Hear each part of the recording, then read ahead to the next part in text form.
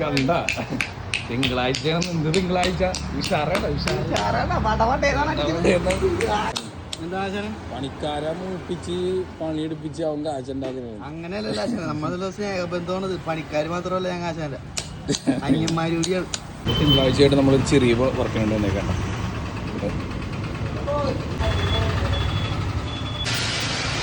ഇങ്ങനെ ഗേറ്റ് എടുപ്പിച്ച് തുടങ്ങിയിരിക്കുകയാണ് ഗൈസ്.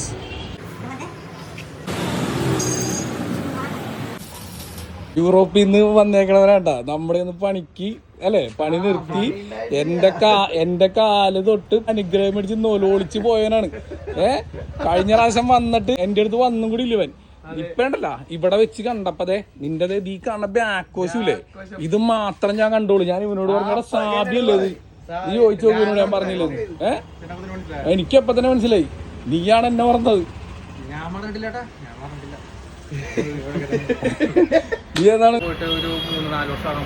നമ്മളെ കൂടെ 4 വർഷമായിട്ട്. പക്ഷെ ഭയങ്കര സ്നേഹമുള്ളവനായിരുന്നു. വന്ന് ഇവന് ഓർമ്മയുണ്ട് പോയപ്പോ കാലൊക്കെ പിടിച്ച് കരഞ്ഞാണ് പോയത്. എന്നിട്ട് ഇവൻ യൂറോപ്പിൽ നിന്ന് വന്നിട്ട് ഇന്നാണ് ഇവനെ കാണുന്നത്. ഗേറ്റിന്റെ സെറ്റിങ് കഴിഞ്ഞതാ. ഇന്നത്തെ തിങ്കളാഴ്ച മടിയില്ലാത്ത 3 ഹരീഷ് പള്ളിപ്പറമ്പ്.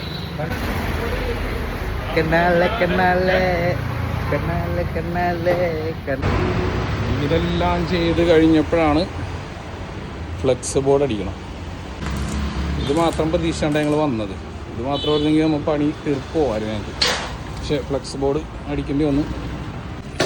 എന്തുകൊണ്ടാണെന്നറിയാം ഇതെല്ലാം കഴിഞ്ഞിട്ട് പൊളിഞ്ഞാനെ അച്ഛനെ ഞാൻ പിടിച്ചാലോ അച്ഛനെ കേട്ടാ. ഇത് പറ ഒരാന ഒരു ലോറി രണ്ടുപേരും എറണാകുളത്തോട്ട് പോയിക്കൊണ്ടിരിക്കുകയാണ്. ലോറിയിലാണല്ലോ ആന. അതെങ്ങനെയുണ്ട് ഒരുമിച്ചത്തോരി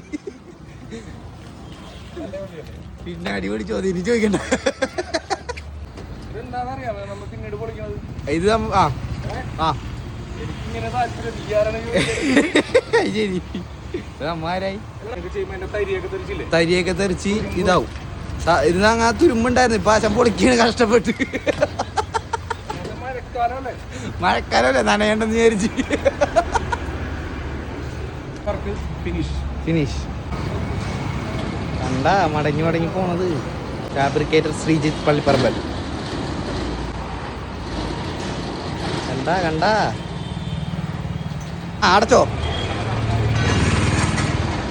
കണ്ട നല്ല മാടവര പോലെ അടയണ കണ്ട. അതാണ് പള്ളിപ്പറമ്പൽ. പ്രിയപ്പെട്ട മനു